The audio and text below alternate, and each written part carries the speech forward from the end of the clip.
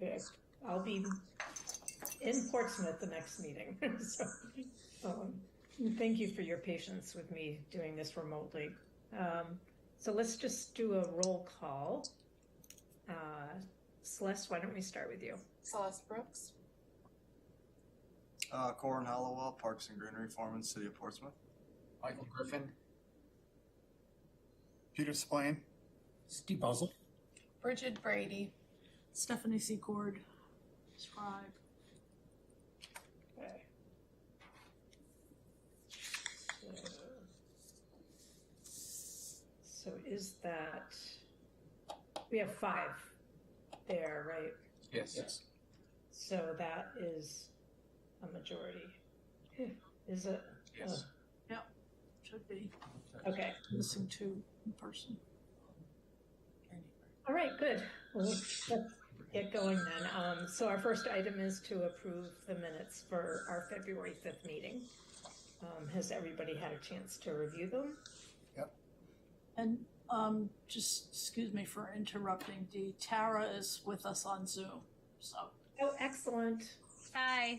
Hi, welcome, Tara.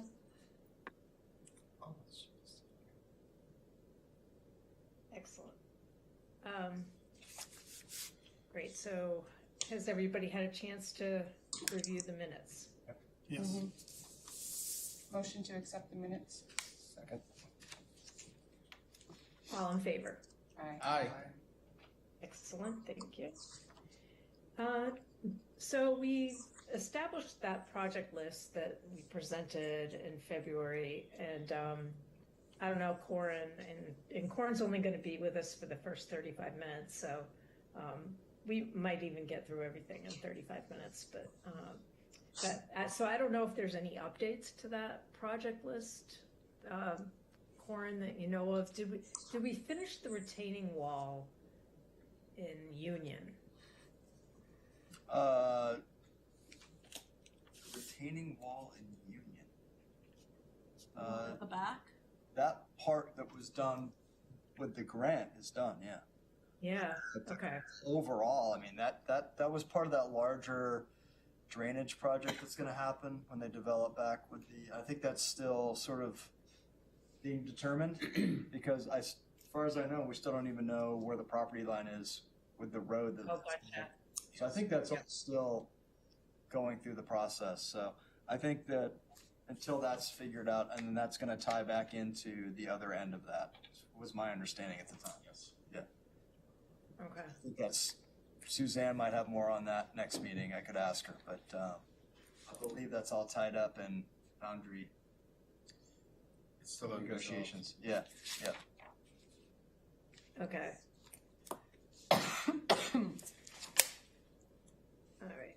Well, if you could take a look at that and just, I sent it to you last week, and I know you were out, so didn't expect you to, I'm sure you're getting caught up, but if you could just take a look at that project You bet. list, and there may be things on there that we have already done. Okay. There were a couple signs that we wanted to get, so I don't know, Stephanie, if we've had any,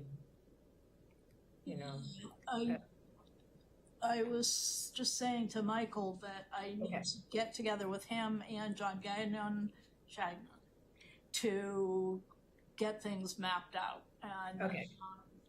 Now that there's no longer snow on the ground, I'm more focused on the signs so that we can get them in the spring. And we have a bunch of other city historical markers that are about to go to the fabricator. So it'd be great if we could get these two, but it's not a big deal if we don't. It's an ongoing relationship. So I will definitely follow up.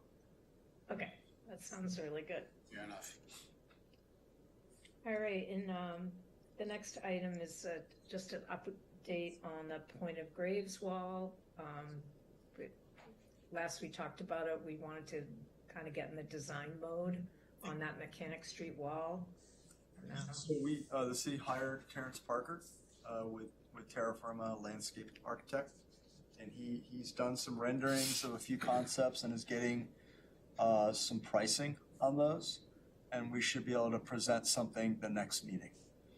He's currently looking at numbers at the moment, so at least we can come with ideas and costs, and then I think also get together with the donor at that meeting. So I think the plan is next month to present that.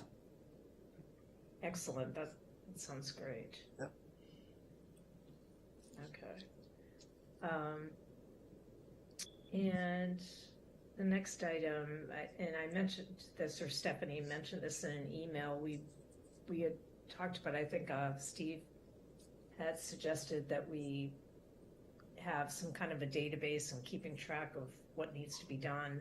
And so we did get on the Click and Fix. So there's an option for parks and cemeteries, you know, as like a category. If somebody sees something, a headstone that needs to be repaired, that sort of thing, they can just do it through Click and Fix and we'll get notified. You were talking about, I was supposed to look for a guy's grave, or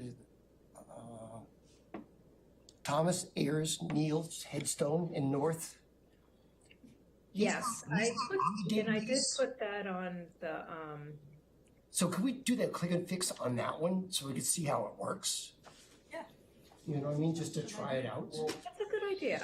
Yeah, let me enter in. So broken piece. Oh, broken piece. Yeah. And one of the family members is asking if the city repairs them or replaces them. And the discussion last time was that the other piece of it may be buried. And Oh. then at the So I time there said I was have to look snow on for the it. ground. Okay, that could get put in. I mean, I believe I got 2 over the winter. You said Click Fix that I need to get together with you about. So I believe it was set up. That's Right. Yeah, I heard it was set up, so if Yeah. we try I've with seen it. it in there, yeah. So the second part is, The He's the only concern I have with literally long-term things like that is with Click and Fix, you know, we have like a certain amount of time to respond to things. So I don't want something that's gonna hang out there for like 2 years.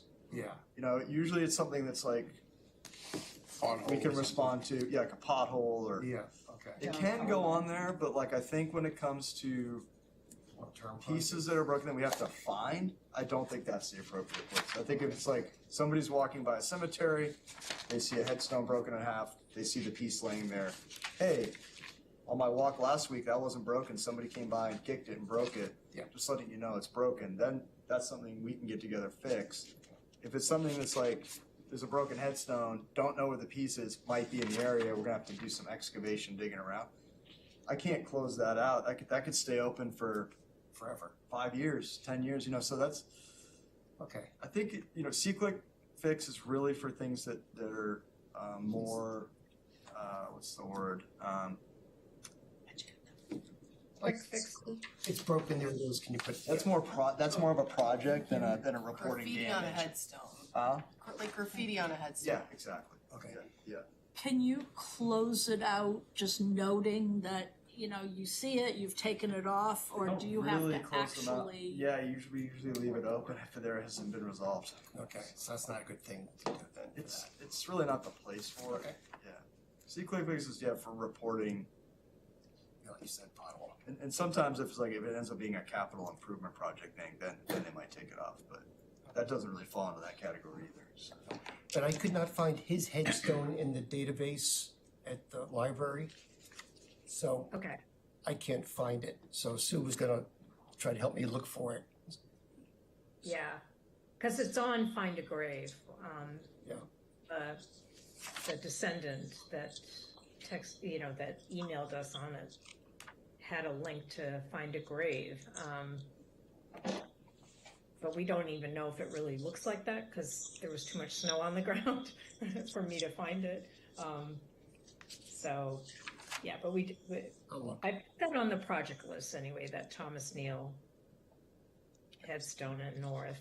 All right, so that's interesting. So we can't use Click and Fix for things and then close it out when we put it on the project list? There's 500 headstones needed repair or strengthening in North Cemetery. I mean, we that could one. try. I could close out and say, Yeah.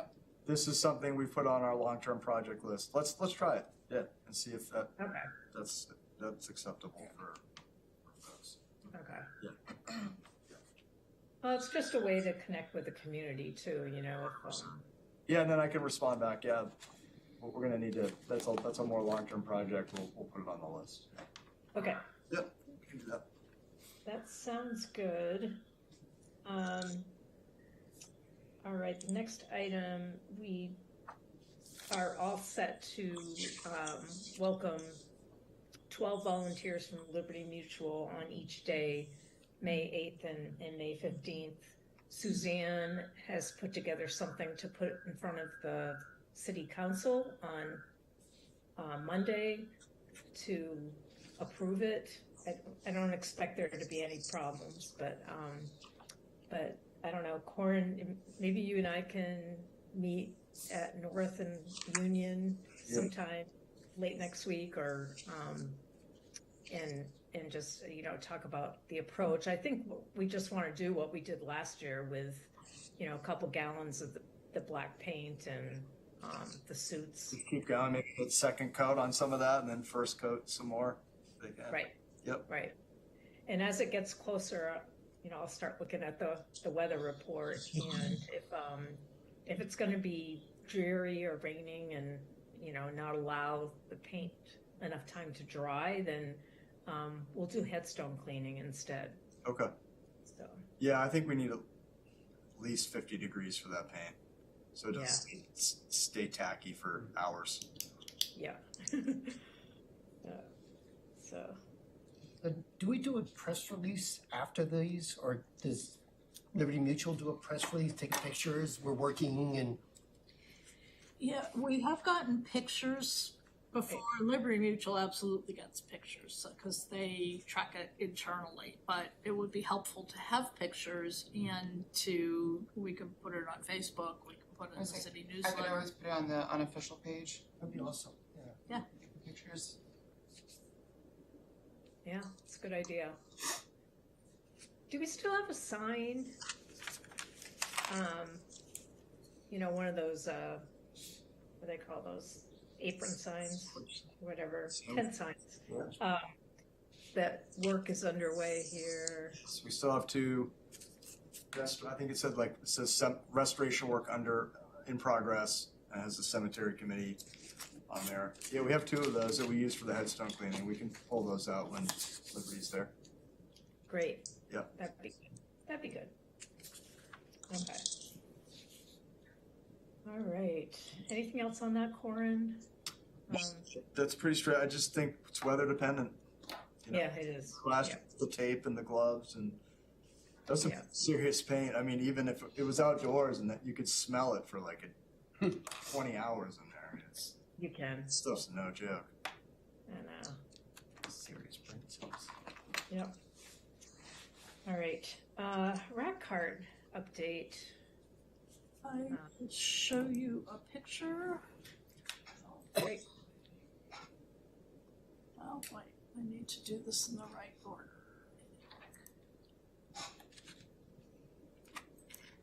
So we basically had the design, but there was the needed suggestion that,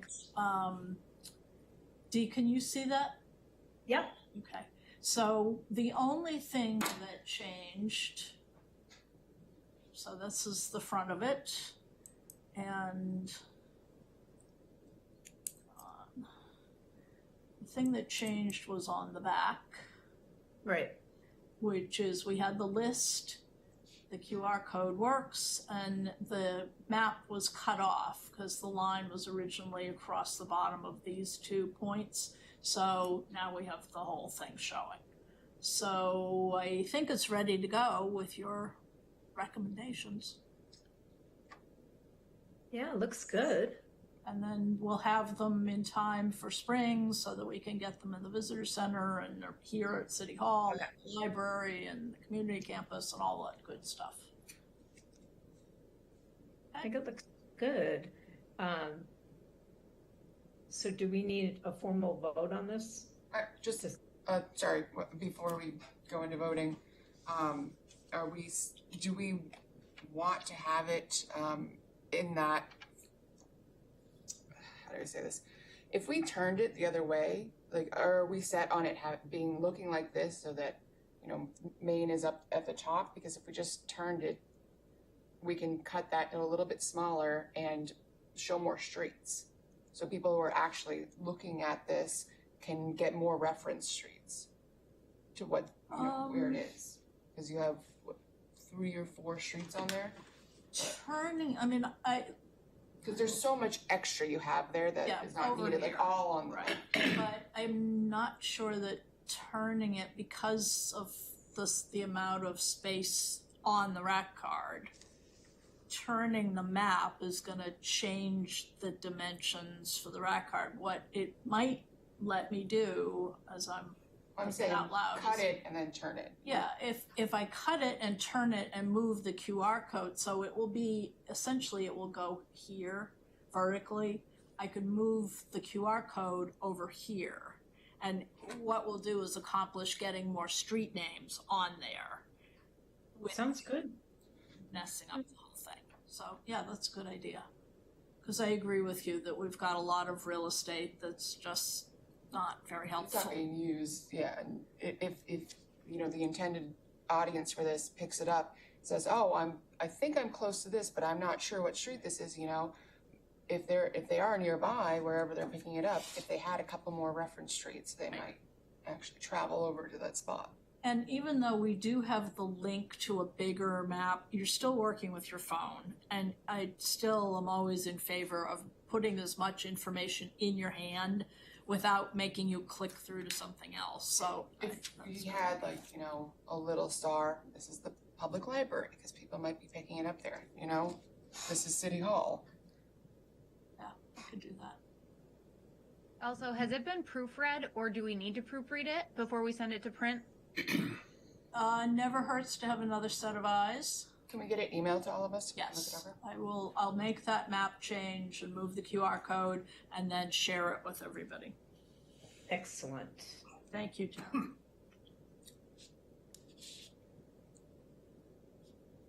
Excellent, thank you. All right, next item is the Woodbury Langdon plaque. And this is something that we've been talking about for a few meetings, but we do have the plaque, or Corin has the plaque, and it needs to be installed by June 10th, according to DAR. And I need to verify with the family and DAR if it's okay for us to just install it and then figure out later when we're gonna have a ceremony to unveil it. I don't know. How does that sound? Does it have to be installed by then? What's that? Why do we have a deadline on it? Why are they imposing a deadline? Because DAR has a process to come up with to sponsor a plaque, and it has like a deadline of when it needs to be installed by. That's about the minimum that I know about it. I'm not involved with DAR, so I'm not exactly sure, but it's been, we need to work with them to try to get a date, and I've been trying to do that, and I will continue to try to do that because they do want to have an unveiling, but so my to-do in the next few days is to get back with the descendant and DAR and make sure it's okay for us to install it to abide by the deadline. Any questions on that, or? We can look at that next week as well, right? When we meet, Dee? Yeah. By that, exactly? Or? Yeah, I've asked DAR to meet Tylene, who's from DAR, to meet her at North to find out exactly where on the tomb they want it installed.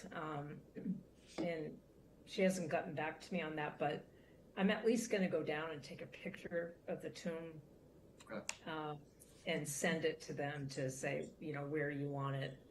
We'll get it installed, because you have epoxy or something that can, So I'll schedule it in, I'll just need to know a few weeks ahead, just right, so we have plenty of time to get it put on and right where they want it.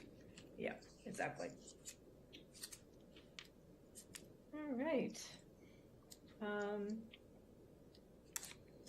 So there aren't any questions on that. We can move on to other business.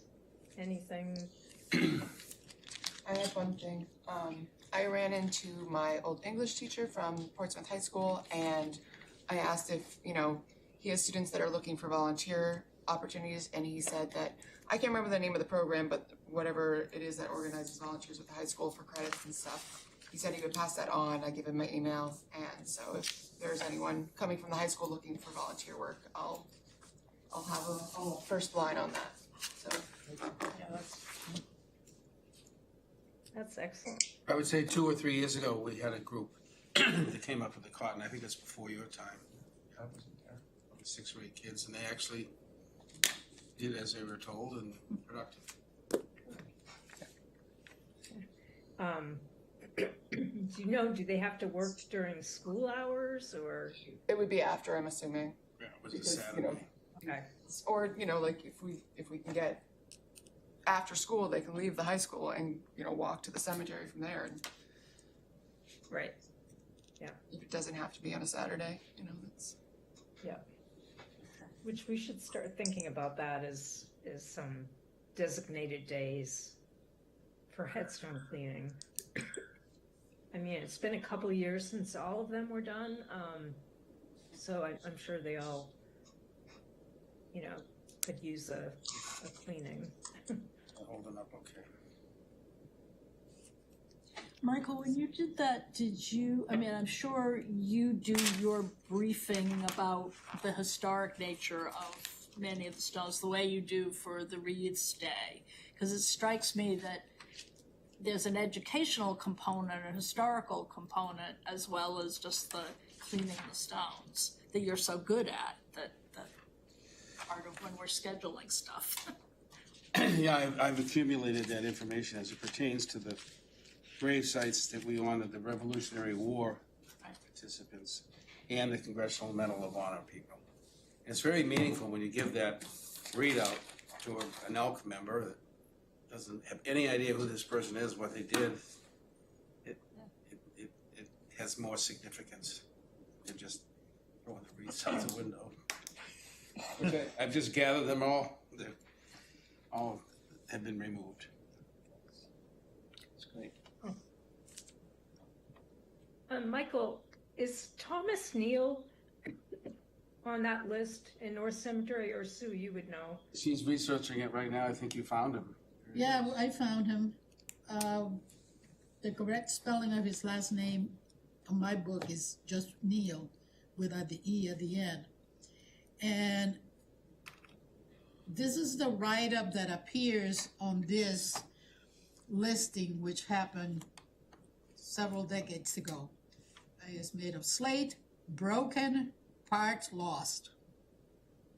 So it's it has been broken for some time.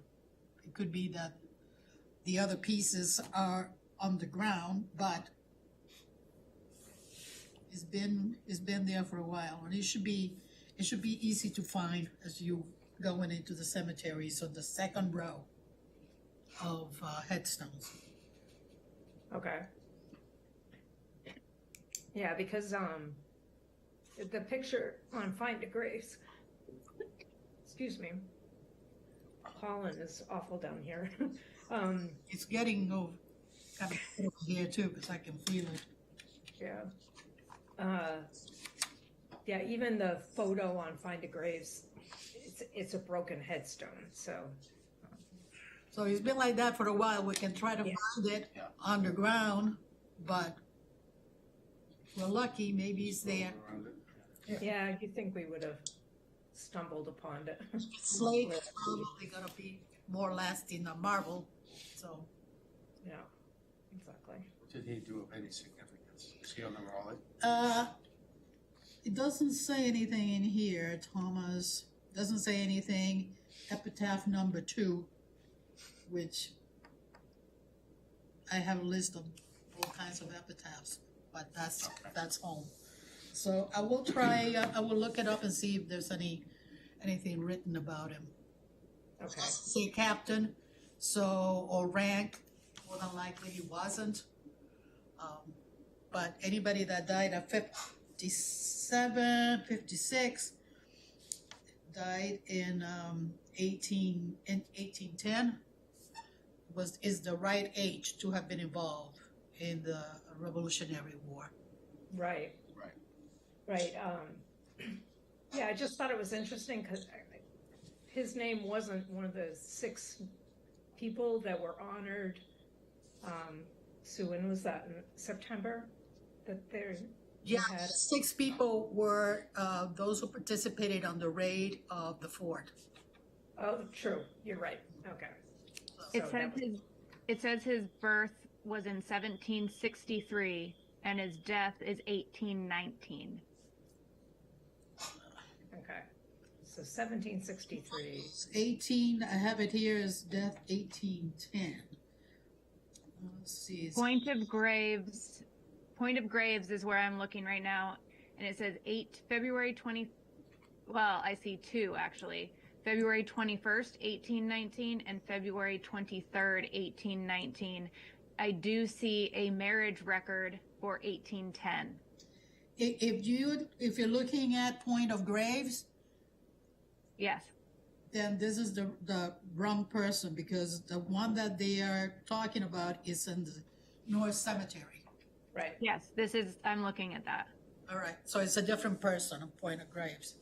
Thomas Ayers Neal with a headstone that's diagonally broken. Is Yeah. all it says here is Thomas Neal, and he's buried next to his wife. His wife died in 1821. Yeah.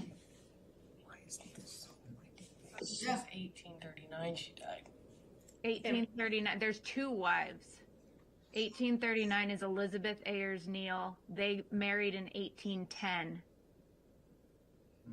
And And that was common. Yeah. yeah, It's the information that I have in here from the North Cemetery has a different. You have a Captain Joshua Neal, and he died in 1831. So he was 64 years old. So that date doesn't fit. No, we're talking about Thomas too, not Joshua. The Thomas that I have here,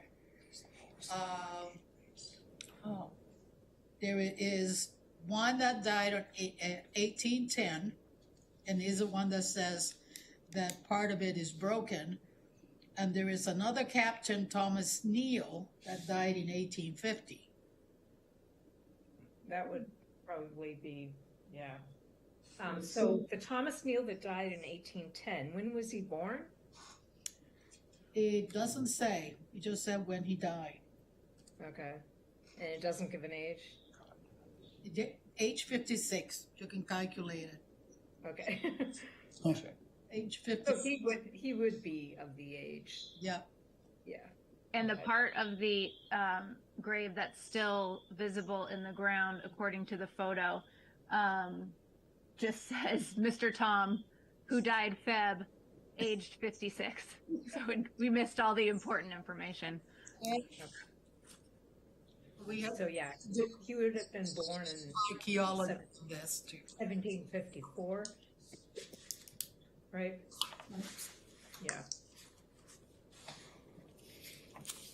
So yeah, he would have been Revolutionary War age. But anyway, yeah, it's a good thing for us to do a little more research on. Speaking of which, I don't know, are there, Sue, are you or Michael, anybody aware of any other, any events around the 250th that's going to take place in North or Union or? Not on the North Cemetery.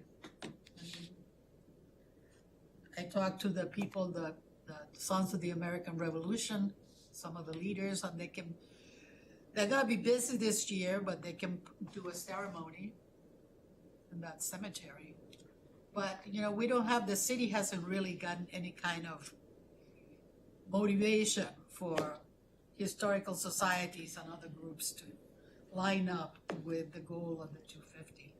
So the one thing that has finally been confirmed is that the city's reviving the Memorial Day Parade, which as a commemoration in keeping with the 250th, Memorial Day is not the 4th of July.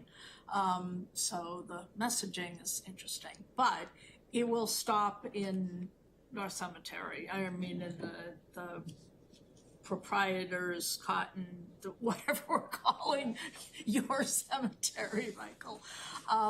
So that's an official city 250th commemoration.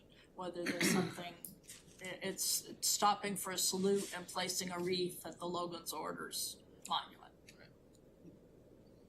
Okay, but not North or Union, just at Cotton and. Where are they going? Are they going to, the South Yeah. Street cemeteries, but not North and Union? No. And we can sponsor several activities in there. The New Hampshire birthday, June 21st. That was John Landon that is associated with that. He was a governor at the time, and he was also the one that moved to ratify the U.S. Constitution. I think Right. a Saturday, the 21st. Uh, I would say that Saturday's Portsmouth Pride also. You know, So Yeah, it should be a Sunday. I know the 14th is a Sunday, so the 21st must be. so that we can do on the 21st. Or, let's see, what else? Obviously, the Declaration of Independence with Whipple. We can do something on Memorial Day for that particular location or around that date. What else? Because a lot of the people there were involved in a lot of different types of events, militarily and otherwise. So we have a flexibility of what dates we choose to highlight. Thanks, Corin. Next week. Bye. So is there anybody in the city that is kind of coordinating? So the Historical Society and Strawberry Bank are partnering on a series of programs and exhibits called Portsmouth and the Revolution. Okay. The Association of Historical Societies of New Hampshire is collaborating with the two of those institutions to do a Ken Burns American Revolution Big Watch program for Flag Day in conjunction with Strawberry Bank's Flag Day on June 14th. So it's basically continuing things with the Historical Society and Strawberry Bank, because Strawberry Bank has so many stories of the Revolutionary era, people who lived there. Okay. But that's that, and then the Memorial Day Parade. And Wilcox is again sponsoring the fireworks on July 3rd, and they are positioning that as a salute to the 250th. Wilcox is. Okay, I'll try to get in contact with somebody at Strawberry Bank and the Historical Society to see if they need our involvement, or if we could, somehow highlight, the historical figures that are laid to rest at North and other cemeteries. So It was the Historical Society that was doing the tour last fall, right? right. So maybe What's the name of that woman? Emma Stratton is the executive director. Okay.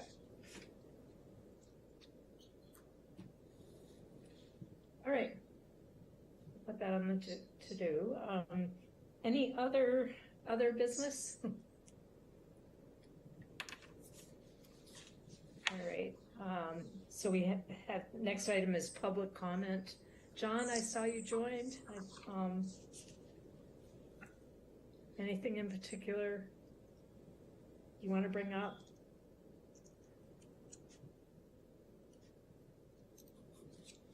Okay. All right. So do I have a motion to adjourn? Thanks for asking. I'm just listening. Okay, sounds good.